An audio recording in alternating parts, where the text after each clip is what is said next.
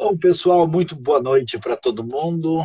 A turma está chegando aí, várias pessoas entrando para a nossa live hoje sobre a terra de Israel, né? E a gente tem viajado aí por Israel pelas nossas lives e falamos sobre o deserto, falamos sobre Jerusalém, né? Falamos sobre a região do Mar Morto, falamos sobre a Galileia, né? E agora nós estamos na parte mais ocidental da terra de Israel, a zona chamada litorânea, né? Você sabe, né? E, na verdade, Israel, de norte a sul, tem 454 quilômetros, né? Mas a faixa litorânea é um pouco menor, né? Porque a gente vai ali até a região onde começa a faixa de Gaza e o Egito, né? E essa zona litorânea é bastante especial, ela tem uma paisagem muito bonita, tem uma série de elementos marcados aí para a própria história, e na história bíblica, várias vezes você tem bastante informação sobre isso. Aliás, né, eu vou começar aqui levantando a bola sobre essa questão, pensando naquilo que a Bíblia vai chamar de povos do mar, né? Os povos do mar são exatamente os imigrantes que vêm de fora, que são em alguns textos chamados de caftoritas, né? Que vão habitar a parte mais ao sul da terra e que são conhecidos muito na Bíblia como os famosos filisteus, né? E eles vão habitar nessa região, né, e enquanto os israelitas estão na parte montanhosa. Então, vamos lá com o nosso amigo Israel aí, que é o homem que conhece não só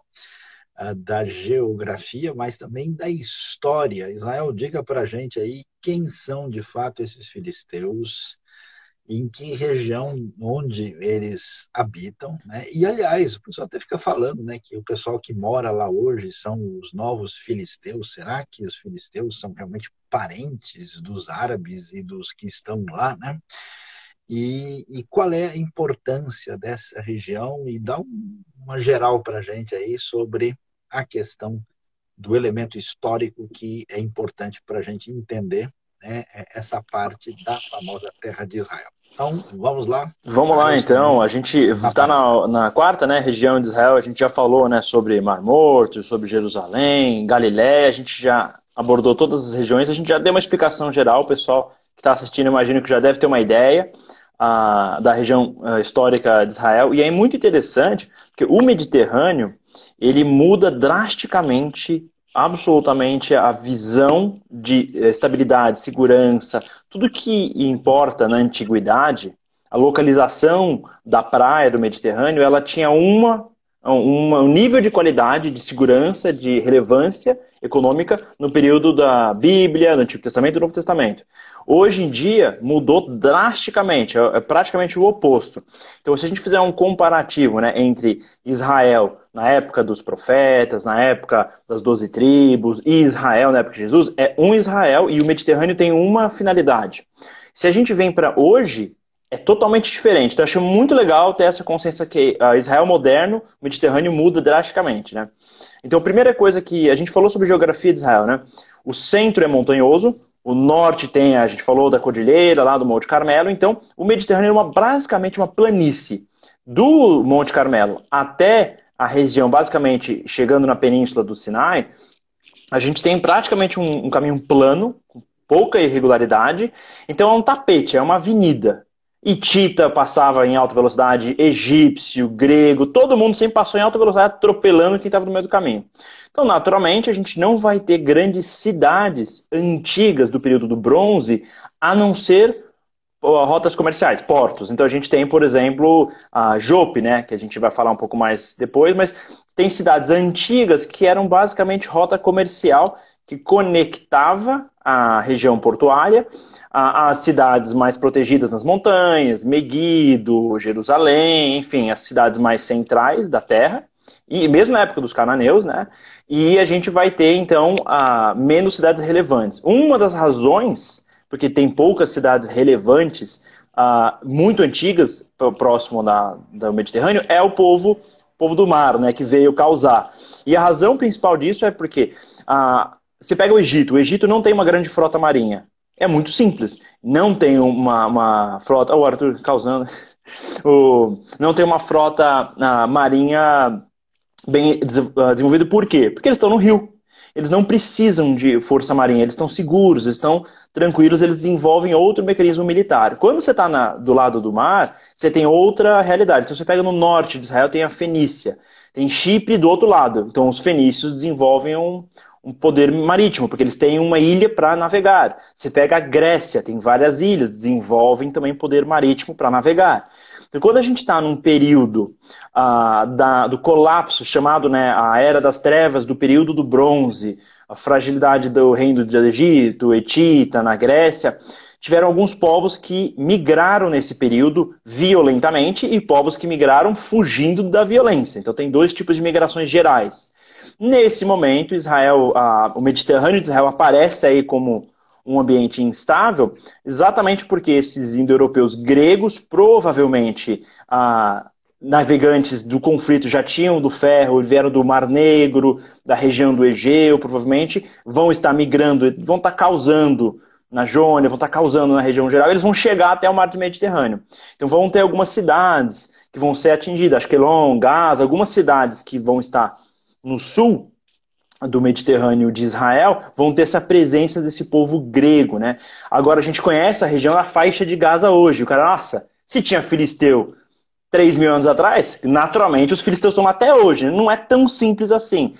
Se você está numa faixa de areia do lado do mar Mediterrâneo, lindo, entre o Egito e a Mesopotâmia, você pode ter certeza que passou gente de toda raça, de toda cultura, de toda religião, atropelando, conquistando, arrebentando.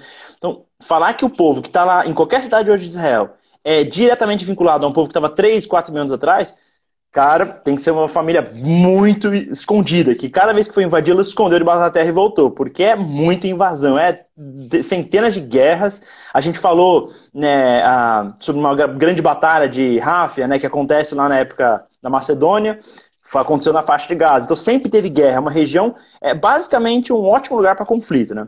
Então, para começar, uma das principais relevâncias, até para o texto bíblico, para a gente entender um pouco melhor, é essa presença desses filisteus, esse povo que vem vem da região, provavelmente da região da Grécia, do Mar Negro. Eles têm uma tecnologia nova, que é a tecnologia do ferro, que corta bronze, que é uma brincadeira, e eles vão causar no Mediterrâneo de Israel e vão mudar drasticamente o cenário político daquele ambiente. Mas eu acho que é suficiente para a causa. Vou te passar de volta a bola para uma coisa mais construtiva, desenvolver alguma coisa mais positiva do que saquear cidades, né? Então, Israel, de fato é interessante, e aí a gente vai ver, né, que os filisteus, que não tem nada a ver com os palestinos de hoje, né, um povo indo-europeu, grego, e que eles fundaram as cidades ali de Asquelon, Asdod, Ecrom, Gaza e Gat, né? Aliás, a arqueologia recentemente achou o nome Golias naquela região, né? Mostrando que era um nome que fazia sentido na época antiga com a presença filisteia ali, né? Mas o interessante é que a gente abre em Isaías capítulo 9, né? Logo no começo, ali, versículo 1 e 2, vai falar de um negócio chamado caminho do mar, né? E aí, nesse caminho do mar, depois você pode dar mais detalhes sobre a importância disso, a gente vai ver uma estrada, né? Que atravessava a terra de Israel, e quando a gente estuda, né, a história, a Bíblia e a arqueologia, a gente vê a importância desse caminho que era uma estrada da antiguidade que atravessava, né, ali junto ao litoral. Então, olha que coisa interessante. Quando a gente está lendo Atos 8, a gente não percebe, né?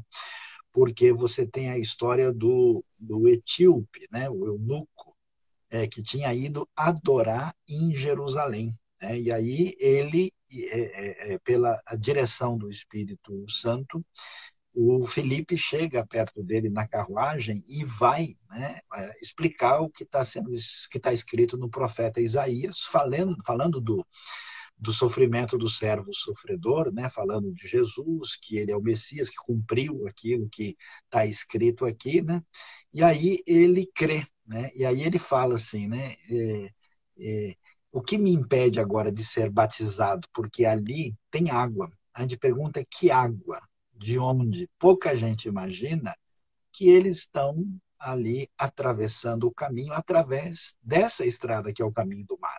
E o que tem ali do lado não é um rio, né? Por isso que a geografia está importante, o Rio Jordão está do outro lado, né? Não tem nenhum rio perene ali na região, também não tem nenhum lago, você já explicou, né? O Lago da Galileia está lá em cima, né? O Mar Morto, que não é muito recomendável para batizar, também está do outro lado, né? Mar Vermelho está na outra direção, então sobra o quê? O Mar Mediterrâneo. Então é muito claro que o batismo do eunuco de Atos 8 acontece nesse caminho, saindo de Jerusalém, descendo a serra, né, passando por uma região chamada Cefelá e descendo para o sul, quando isso acontece, e aí a gente pode ter uma ideia mais clara, né, daquilo que encontramos aí. Agora, o pessoal que está interessado na Bíblia, você fala, caramba, então quer dizer que vocês vão lá ver essa região, então a gente vai lá perto da faixa de Gaza? A resposta é não, a gente não vai naquela região. A região não tem importância para os principais assim aspectos ligados à Bíblia, a gente fica à distância e nunca que a gente, né, teve nenhum momento de proximidade daquela região. Mas Israel, é uma coisa interessante. Agora vamos subir um pouquinho mais. A gente sobe, né, um pouquinho mais na direção norte, saindo dessa área, a gente vai chegar ali nessa parte central de Israel e vamos ver a famosa cidade de Tel Aviv, né? E quando a gente tem estado visitando lá, do lado de Tel Aviv tem um lugar chamado Yafo, ou Jope, né? Olha que coisa, você ajuda aí, porque lá em Jope, o que que a gente pode ver lá? A gente parece que tem até ruína egípcia. E por quê? O que que era Jope no passado? Qual era a sua importância? E como assim Jope é do lado de Tel Aviv? A gente está falando que é Israel presente e passado, né? Tempo antigo, né? Então, como você é o Israel do presente, né? E eu sou o Saião do passado, então vamos ver se você pode, né, alinhar aí e dizer para a gente a importância histórica e geográfica Então, dessa vamos lá, região de então. Jope A e Tel gente já Aviv. falou, para o pessoal lembrar, né? Se a gente tem duas cidades legais para vocês pensarem na geografia de Israel, é Jerusalém e Meguido, por exemplo, porque Meguido fica basicamente no meio do caminho. Se você sai do Mediterrâneo e vai para Galiléia, você passa em Meguido, é muito prático.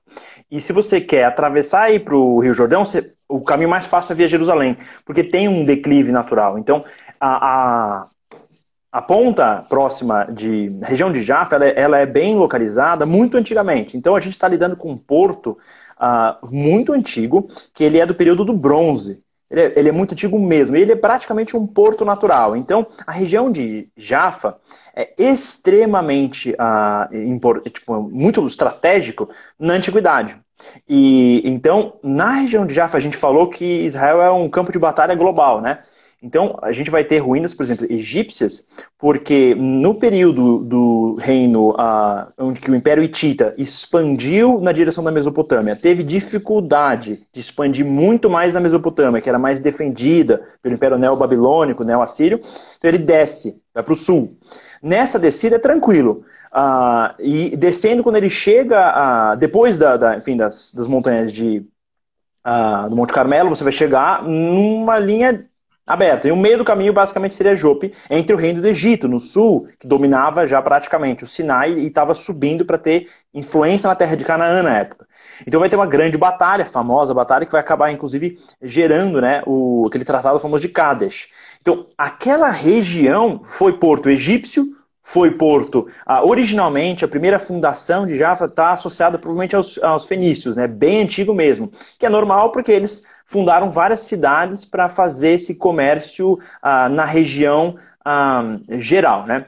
Então, essa é a relevância de Jope. Agora, comparando Jope com Tel Aviv, a gente está em dois planetas diferentes, tá? Porque na antiguidade, você quer fazer comércio. Você produziu um pouco de jarrinho de barro, você quer vender ele para o seu comerciante lá em Chipre e você manda pelo porto que sai de Jaffa. Agora, quando Israel retomou a construção pelo sionismo, no período antes da Primeira Guerra Mundial, foi um grupo de judeus que estavam migrando para Israel, querendo construir sua terra prometida, né? Nesse processo eles vão achar uma região mais segura, um pouquinho mais ao norte de Jaffa, que é um lugar florido, Tel Aviv, essa cidade. Então a região de Tel Aviv é basicamente Miami. Assim, é o Rio de Janeiro. É uma cidade grande, é bonita, é alto nível de tecnologia. Ela já é construída no mundo industrializado, pós-industrializado, desenvolvido.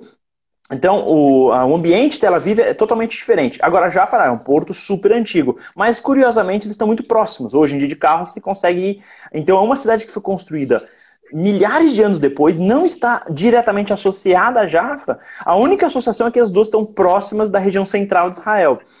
Mas são por funções diferentes e propósitos totalmente diferentes. Então, Jaffa vai ser uma cidade, inclusive o nome Jaffa, né, vem do árabe, vem da influência islâmica, porque a última relevância mesmo de Jope vai ser um pequeno vilarejo islâmico, vai perder relevância porque vai migrar para o norte. Inclusive, quem fundou Jope provavelmente foi o rei de Sidom, que é uma cidade no norte na Fenícia, hoje é Líbano, né?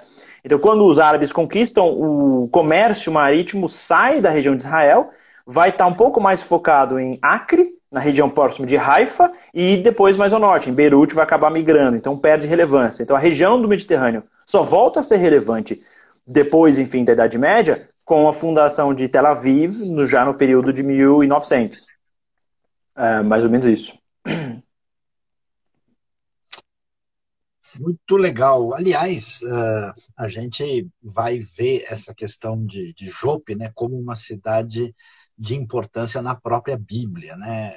Aliás, uma pergunta foi levantada aí, a gente vai organizar a pergunta, né? A importância do Brasil para Israel, importância muito grande, né? Porque nós temos uma grande comunidade judaica, uma história muito importante de presença judaica no Brasil desde a sua formação, né? E um histórico de amizade. O Brasil é um país de muita paz, né? Aliás, aqui vive gente de todos os tipos numa certa sintonia e tranquilidade, então a importância é significativa. E talvez a importância maior está ligada à história, com a questão do Oswaldo Aranha. Mas vamos manter o foco aqui, né, no nosso contexto da nossa reflexão de entendimento de hoje. Né? O que acontece? Em Jope, como o Israel falou, com a chegada dos fenícios, a gente consegue ali ver aquele lugar que tinha o porto antigo, e foi ali, por exemplo, que chegou a madeira e muito material que foi levado para construir o Templo de Salomão,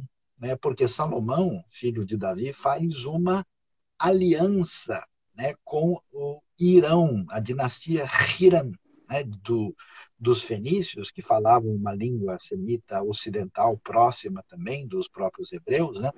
E nesse tempo de paz eles tiveram essa participação. Em Jope é possível você visitar também e ver aquilo que tem relação com a história antiga do profeta Jonas. Lembra que o Jonas foi para Jope, né? E dali ele pegou o navio, né? E pegou o navio para ir na direção de Tarsis, exatamente a confirmação desse porto, né?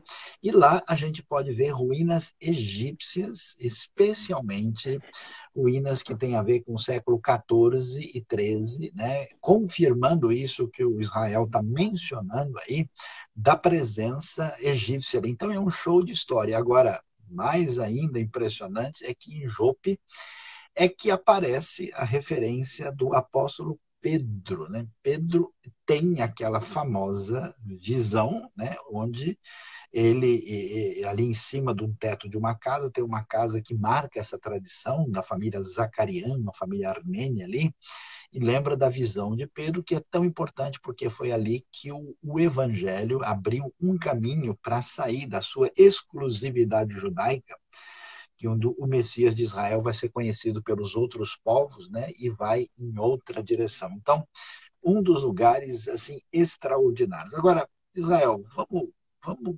conversar mais sério nesse negócio aqui. Porque, veja, a gente está falando negócio de história, de geografia, de Bíblia, de teologia, mas, meu amigo, quando a gente olha naquela região, subindo, passa por Tel Aviv, você sabe que um dia alguém passou ali e falou: nossa, A gente está no Rio de Janeiro ou é no Nordeste? Né? Que lugar é esse aqui? Né? Então, eu queria que a gente agora vai subindo e vamos daqui a pouquinho chegar em Cesareia Marítima. Né? Mas Israel é lugar de passado, de arqueologia, de fenícios, de egípcios, tal. Agora, o pessoal falou que em Tel Aviv, aquela região ali, o bicho pega. Diz que tem centro tecnológico. Até o pessoal me falou uma coisa que eu falei, será que eu estou na viagem errada? Não, aqui é o Vale do Silício local. Né? Que é a região de Tel Aviv? Porque tem gente, né, que foi com a gente para Israel e falou assim, nossa, eu pensei que eu ia dormir na barriga de um camelo, né? Que a gente ia acampar no meio da areia. Eu estava esperando o deserto do Saara aqui, né? Mas como é que é esse lance do Israel tecnológico? E o que é isso como é que é Startup Nation? E que a região de Tel Aviv tem a ver com isso? Você que conhece o passado e o presente, dá um toque para a galera sintonizar aí como é que o beduíno vive do lado do cara que ajuda o progresso da Vamos lá, NASA. isso é uma Que coisa história é muito essa? legal, muito interessante de entender. Às vezes a gente não tem consciência disso. O nome é o famoso, eles chamam Silicon Valley, né? Que é o Vale do Silício, daí tem Silicon Wadi. Wadi é um termo para deserto, para vale, deserto árabe, né, no Oriente Médio. E o que é interessante é a conexão do povo judeu com a economia, né? Já que na Europa todos os reis proibiram que o judeu possuísse terra, eles se tornaram profissionais liberais desde o século IX, VIII, era comum, praticamente todo judeu dentro do mundo cristão era profissional liberal. Então isso mantém eles com alto nível de educação e alto envolvimento com funções associadas ao estudo. E a gente sabe, o famoso filósofo, né, o Baruch Spinoza, ele fazia o quê além de filosofar? Ele fazia lente, ele polia lente. Então, por que ele polia lente? Por que ele trabalhou com ótica? Porque desde o início, a outra atividade que é muito rentável, além de você cuidar de terra, é você cuidar da segunda coisa mais preciosa do que a terra, que senão é a terra, que são as pedras preciosas. Então, naturalmente, os judeus se envolveram com pedras preciosas. E qual é a questão? Para polir diamante, exige conhecimento de física. Por isso que Albert Einstein é um físico, tem uma conexão direta com o polimento de diamante e o desenvolvimento da ciência na área da física. Então, Antuérpia e Bruges, na região da antiga Holanda medieval, vão ser polo tecnológico nessa área, né? Então, quando Israel é fundada, já que a principal mineradora de diamantes, a De Beers, na África do Sul, tem, enfim, o proprietário judeu e os principais especialistas em polimento são judeus. O centro de polimento de diamantes acaba migrando da região da Holanda para a Tel Aviv. Então, digamos, a bolsa de valores de diamante é em Tel Aviv. É o primeiro ponto econômico que já consolida Tel Aviv como um local muito mais desenvolvido do que a gente esperava. Segunda questão é que o judeu sempre foi considerado um cidadão de segunda classe. Então ele não podia trabalhar com áreas que já eram estruturadas. Então por causa disso, ele não tinha... O judeu queria trabalhar com direito. Não pode trabalhar com direito civil, direito criminal, isso é luxo. Ele vai trabalhar com o quê? Com o direito mais irrelevante. Aquele de abrir e fechar a empresa quebrada. E eles acabam, quando essa área se desenvolve nos Estados Unidos, eles acabam tendo um protagonismo. O cinema é uma coisa nova, ninguém mexe com o cinema, o judeu vai para o cinema. O que é startup? É inovação, é internet. Quando não tem consolidado o mercado não judaico, então eles têm mais oportunidade para arriscar. Então é muito comum os judeus estarem associados a empreendedorismo, tanto na Europa quanto nos Estados Unidos. Então, por causa disso, hoje, se a gente pega uma avaliação da Europa toda, inclui Israel, as 3 principais cidades de venture capital, de dinheiro de risco para startup, é Londres, Berlim e Tel Aviv. Só que Tel Aviv é a que mais tem, é mais que Londres e Berlim. Inclusive o famoso, né, da Berkshire Hathaway, né, o investidor Warren Buffett, chegou a ser o mais rico do mundo. O primeiro investimento fora dos Estados Unidos foi em Israel. Então tem um costume, a gente não sabe disso, Israel é considerado Startup Nation. Em relação, alguém perguntou da Mossad, eu não sei onde fica a sede, eu não posso falar se eu souber, eu tenho que tomar cuidado com a minha vida, mas a questão é, tem uma operação dentro do exército de Israel, inclusive o primeiro-ministro definiu isso, que o objetivo de Israel é se tornar top 5 países no mundo de guerra cibernética. Então hoje é Estados Unidos, Rússia, China e Israel. Os caras são animal, muito, muito fera nisso. Inclusive Israel exporta especialista de segurança cibernética, vai para a Alemanha, porque não tem emprego de tanta gente qualificada. Que tem um grupo do exército, digamos, um pelotão especializado em questão cibernética. Então os caras são animais, eles fazem coisas de alto nível de qualidade. Então quando você tem pessoas qualificadas pelo exército, você tem recurso para ser investido, um espírito empreendedor, a famosa palavra em hebraico chutzpah, que é garra, a pessoa ela vai até o fim sem saber, sem ter experiência, sem ter o aval, mediante todo o desafio o cara arrisca. Então a cultura empreendedora judaica, que teve forte influência tanto americana quanto russa, de etnia dos judeus que vieram, e alemã, né, enfim, acaba tendo seu auge em Tel Aviv. Então, Tel Aviv é muito avançada. Se você vai para Tel Aviv, é uma praia, tem uns prédios altos, é bonito, tem tudo de cultura, é um lugar muito mais liberal. Você vai para Jerusalém, tem os judeus ultra-ortodoxos, com roupa preta, branca, toda a tradição. Você chega em Tel Aviv, tem parada gay, tem festa de surf, tem não sei o que. Parece outro planeta. E, realmente, é perto de 1 hora de carro, mas são abismo, digamos, entre o ambiente que você vive. Então, Tel Aviv realmente é uma cidade super atual, é um dos destinos mais badalados, mesmo na Europa. Um europeu que quer dar um passeio, o cara vai para o Mediterrâneo, Tel Aviv é uma baita oportunidade e é um centro econômico associado. Oi? Moderna. Extremamente, é. Muito As coisas mais moderna, velhas lá foram da super. Segunda Guerra Mundial, que é aqueles apartamentos mais antigos. Mas eu passo de volta para você, porque esse é um assunto muito legal mesmo. Quem quiser investir em startup, Israel é top no mundo geral mesmo. Os caras são um animal. Muito bom mesmo.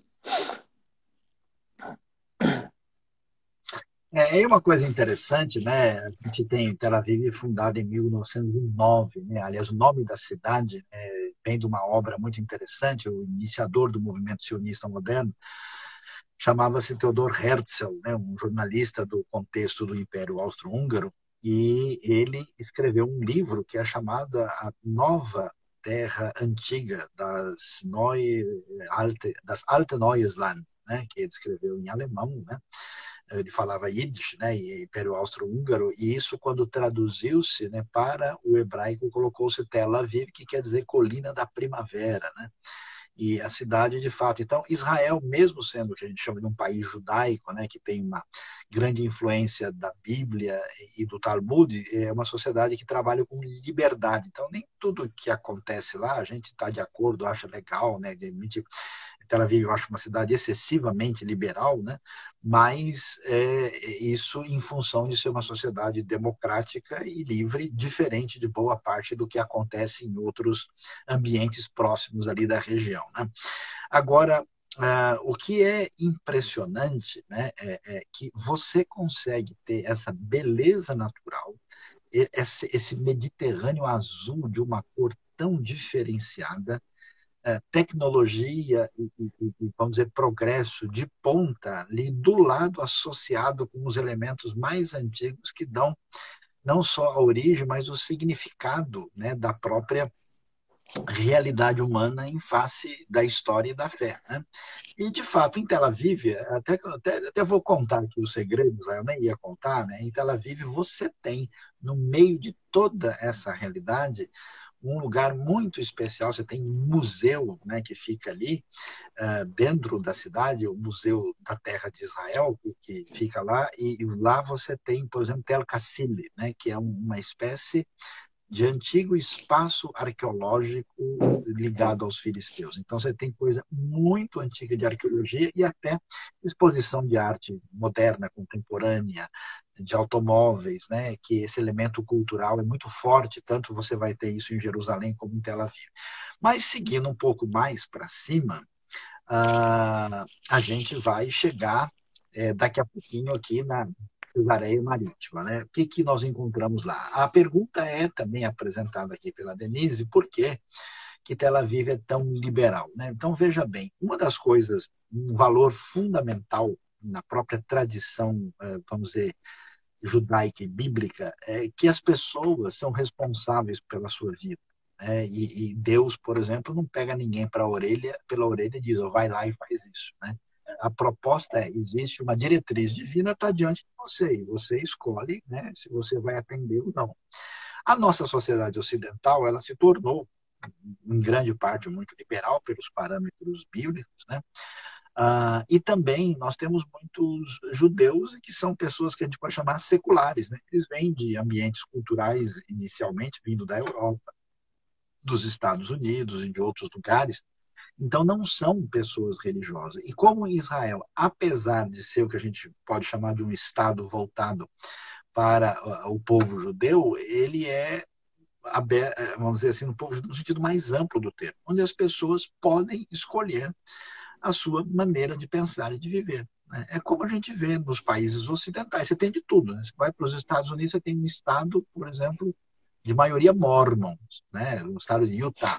Você tem estados de predominância secular, você tem estado de predominância de evangélicos conservadores, né? As leis variam de um lugar para o outro. Então, Israel tem essa polaridade que foi comentada aqui pelo Israel Sayão, né? Você tem a maior parte dos mais religiosos prefere viver em Jerusalém, né? E as pessoas que não estão muito ligadas em religião, eles acabam tendo, vamos dizer, a sua própria postura e escolhem às vezes. Então você tem uma cidade com clubes noturnos, com balada, com um monte de coisa que não faz parte, por exemplo, né, daquilo que é a escolha dos mais religiosos ligados à fé. Né? Mas subindo um pouco, andando um pouquinho mais para cima, a gente sobe ali mais ou menos, chega a ser nem mais ou menos uma hora no máximo, a gente chega numa outra localidade extraordinária, que eu acho que é um dos lugares mais bonitos e especiais de visitar na terra de Israel, na área mediterrânea, que é Cesareia, e atenção, tem mais de uma na terra, Cesareia Marítima. Cesareia Marítima, um teatro, ruínas de palácio, ruínas de hipódromo, Cesareia, onde Paulo é preso, Cesareia de Cornélio, Israel. Agora a coisa está do seu lado aí. Cesareia, pelo que eu estou vendo, é uma cidade romana. A cidade romana, o que ela está fazendo na terra de Israel?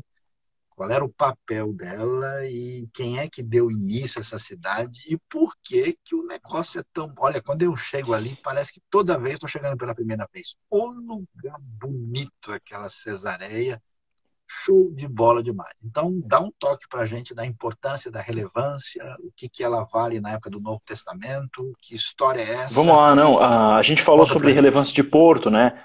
Quando a gente está na antiguidade, a principal limitação é tecnologia. Então, você depende de recursos, enfim, de produção agrícola, você não tem tanto controle sobre a realidade, né?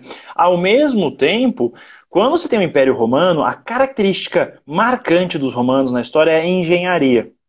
E uma das coisas que os romanos inventaram é o próprio o cimento, o concreto romano. Eles tinham acesso a um concreto que era um pouco diferente, era uma formação natural, não foi replicado até hoje. É um pouco diferente do que, enfim, o que a gente tem hoje. Então o que acontece? A região lá de Cesareia Marítima não era tão relevante antigamente. Quando os judeus fazem aquela rebelião dos asmoneus e tem independência, eles meio que conquistam aquela região. E daí quando Herodes, o Grande, que vai ser o líder, tem um monte de Herodes na Bíblia, Herodes é quase que um título, né? Repete, tipo Luís, rei Luís na França, tem um monte de Luís na França que é reis um depois do outro. Ou Carlos, tem Carlos I, Carlos II, III, Herodes acaba sendo um nome meio que de dinastia, né? Então o primeiro Herodes, que vai meio que estruturar para valer e criar, ele vai fazer uma negociação com o Império Romano e ele vai virar quase que um rei. Ele não era rei oficialmente, mas ele meio que tenta virar rei. E nesse processo ele vira um rei associado ao Império. Então ele precisa mostrar serviço. Ele precisa mostrar que ele é um ótimo rei, que ele gerencia bem, e ele tem que reconstruir uma região que meio que foi destruída na Revolução, nas invasões anteriores. Então, ele vai reconstruir o país todo. E o que acontece? Ele consegue, através... Esse é o primeiro, Herodes o Qual Grande. Herodes que é? É o primeiro que vai meio que começar para valer. A gente está mais ou menos no ano 37 a.C., quando vai começar efetivamente, né, o fim do período. Daí nesse processo já começa a fazer a transição. Então quando, enfim, isso é antes de Jesus nascer, né? A gente está bem no comecinho do período da relevância de Herodes. Eles vão começar a desenvolver essa cidade. A principal coisa que eles fazem, eles conseguem Porque o problema do mar é que o mar é muito bom, mas para você fazer um porto, a areia vai tirando, você precisa ter dragagem, você tem que ter proteção, e não tinha isso. Então o que ele vai construir? Ele vai fazer uma proteção de concreto e fazer um porto artificial que permite que a cidade se torne relevante. E esse porto foi feito com engenharia romana. Então isso foi uma coisa absurdamente inovadora. A partir do momento que a cidade vira um local relevante para comércio, começa a crescer. E daí a gente está lidando com o Império Romano na região helenizada. Então vamos construir um teatro, vamos construir um hipódromo, vamos construir diversas, digamos, construções arquitetônicas que vão remeter diretamente à superioridade helênica romana da cultura ocidental que é dominante no momento. E o nome da Cesareia. Por que Cesareia? Porque Júlio César tinha acabado de fazer aquela transição, então César vira o César. A gente tem que honrar o líder do Império Romano, a gente Cesareia Marítima. E por que Marítima?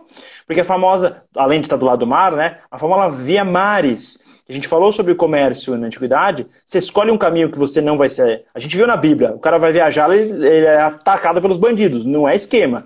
Nem sempre tem um bom samaritano para te ajudar. Então, você evita ir para ruas que tem, enfim, instabilidade. Todo mundo vai no mesmo caminho. E, pai, acho que a gente já desatolou o carro e trocou pneu em estrada de terra com chuva, né? Quem já trocou pneu em estrada de terra com chuva sabe bem que a invenção da roda foi metade do trabalho. A segunda é a invenção da rua. Porque roda sem rua é uma desgraça, é horrível. Então, só tem realmente a interconexão comercial quando alguém asfalta de alguma forma. Então, os persas criaram grandes estradas, os romanos são os melhores nisso. Então, a Via Maris é uma estrada que conecta a região do Egito até o norte de Israel. E vai passar do lado de Cesareia Marítima. Então, a localização fundamental para o comércio, tem um porto que é artificial, então, e tem um cara que quer ficar importante. Ele está querendo construir um monte de obra para ser reeleito. Mas, no caso, é despótico. Então, para César, meio que falar, tá bom, eu te dou mais um período de gestão. Então, as obras são impressionantes. O teatro em Cesareia, a localização, e como todo político corrupto, o cara não vai deixar de ter qualidade de vida. O cara constrói um baita de um palácio, uma piscina maravilhosa, uma vista perfeita. O cara tem, tipo, a mansão do Cristiano Ronaldo, feita por um romano no mar Mediterrâneo. Então, assim, como visita... turística, o lugar é lindo, são uma das fotos mais bonitas que dá para tirar em Israel, é daquela região da Cesareia Marítima. E porque está conectado ao mar, a gente não... Isso é uma coisa mais moderna hoje, Israel não tem muita água doce. Então a dessalinização vem do mar. E além da dessalinização, a água vir do mar, também eles têm recurso, tem alguns lugares que tem gás natural, que eles acessam no mar. E do lado da Cesareia Marítima também tem uma plataforma. Então hoje... A região do lado de Cesareia também é o Jardins. É um bairro elitizado, rico. O primeiro-ministro tem casa lá. Então você tem um palácio de um cara bandido corrupto antigo e a casa de um corrupto atual. Você tem períodos, não estou me referindo ao primeiro-ministro, falando que deve ter corrupto lá.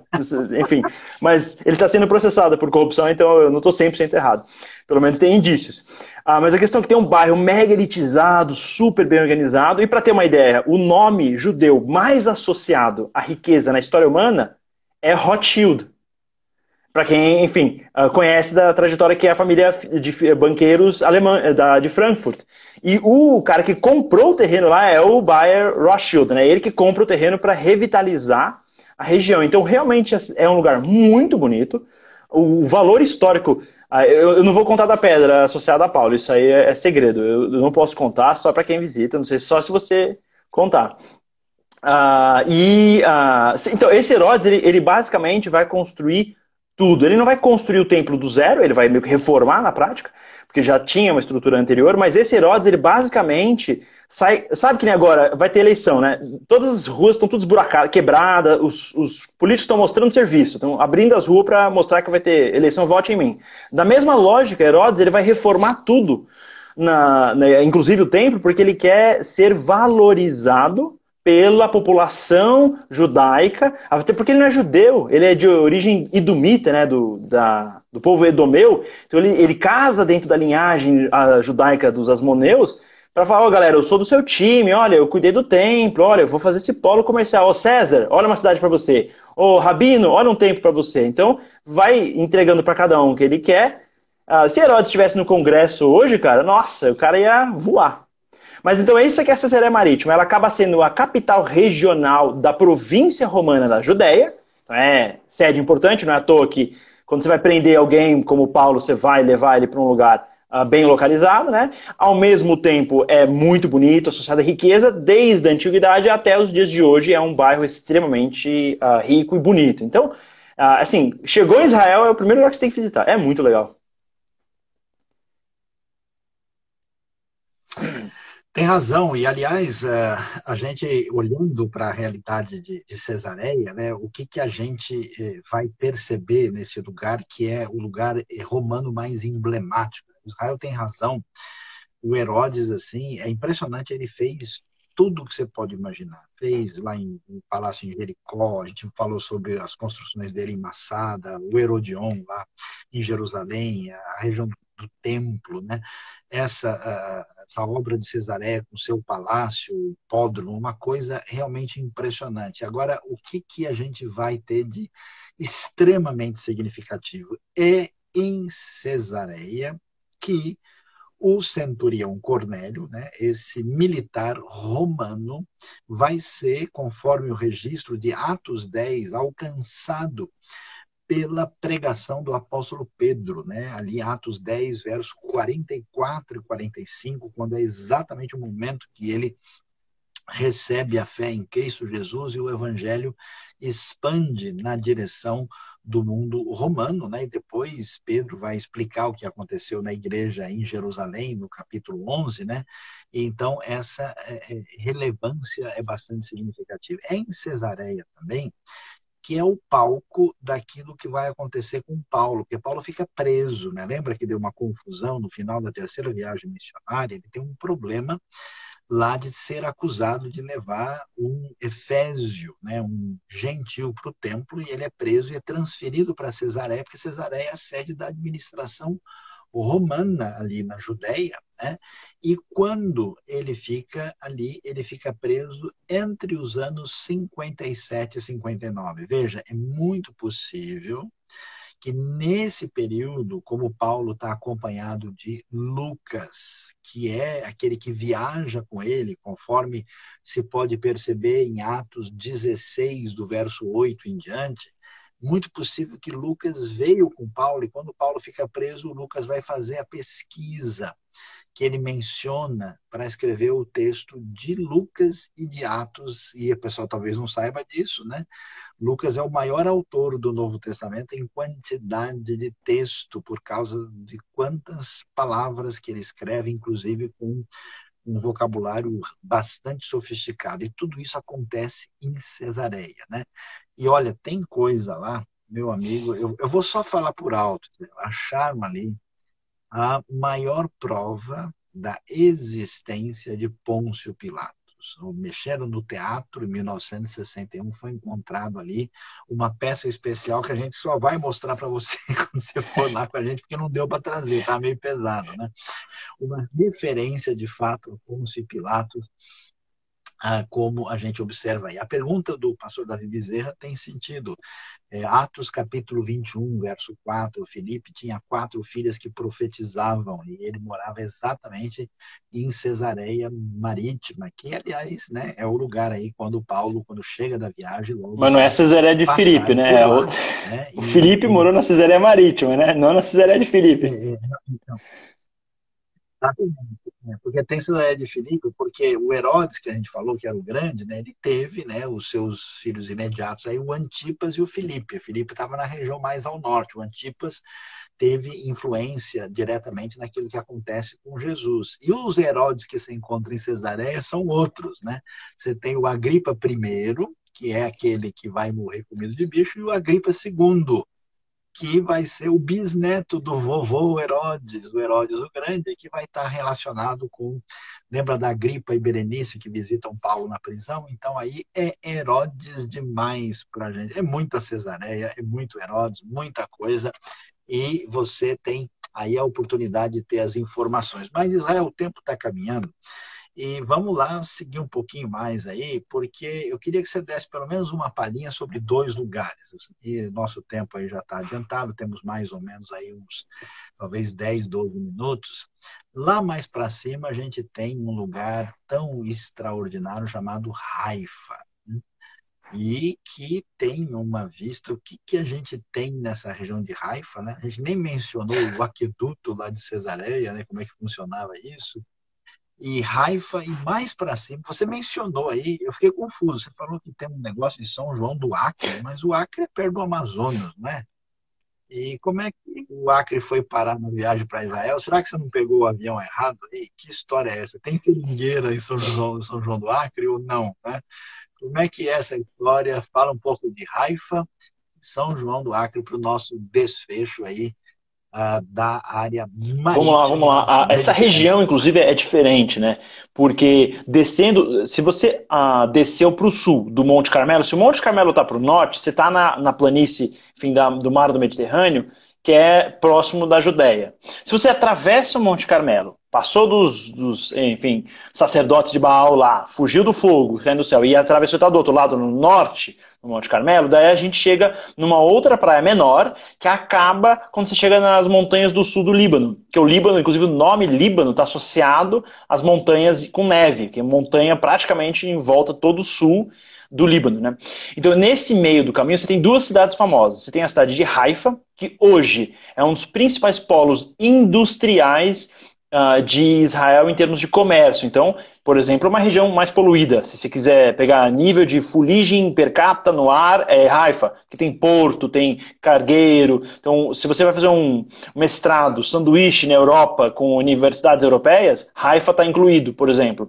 Então, é uma cidade bem mais europeia, bem conectada, integrada com o comércio no Mediterrâneo, e é famosa, um dos pontos, todo mundo conhece, tem um jardim bonito, tem uma coisa estranha chamada o Jardim de Bahai. O que é isso? Quando a região de Haifa era dominada pelos otomanos, um cara lá teve uma ideia de vou fazer uma religião um pouco diferente. Ele ficou preso em Haifa, naquela região. Então, essa religião Bahai, né, que é uma coisa um pouco diferente, acabou sendo desdobrada dentro da região lá de Haifa. Então, o principal, digamos, prédio, a principal construção religiosa associada a esse grupo fica lá em Haifa. E é um prédio bonito com um monte de jardim. Tem uma arquitetura que remete um pouco a neoclássico, românica, né?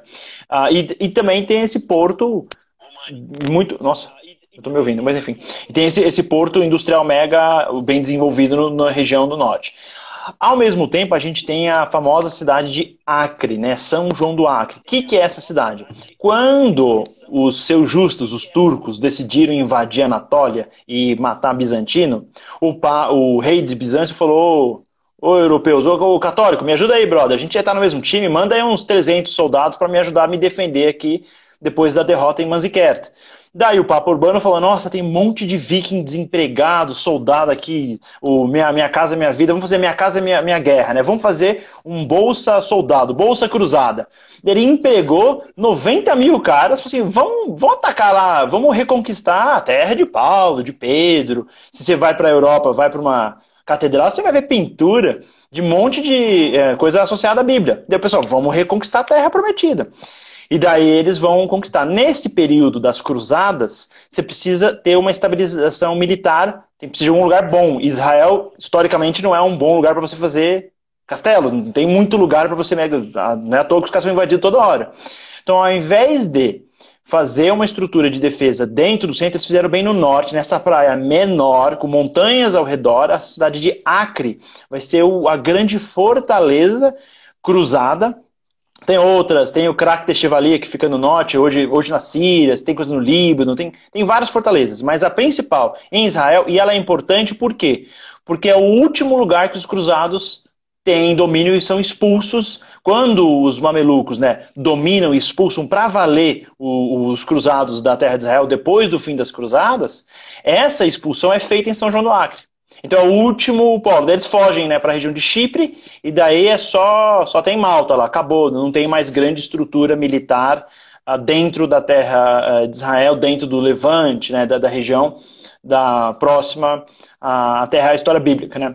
Então essa é a relevância. Tem um castelo lá associado às cruzadas, tem, enfim, resquícios históricos desse sentido, mas eu estou vendo que o horário está na reta final, tem que 3, 4 minutinhos, então eu vou passar de volta para você porque acho que é o momento do desfecho, com mais paz do que as cruzadas e menos Mossad.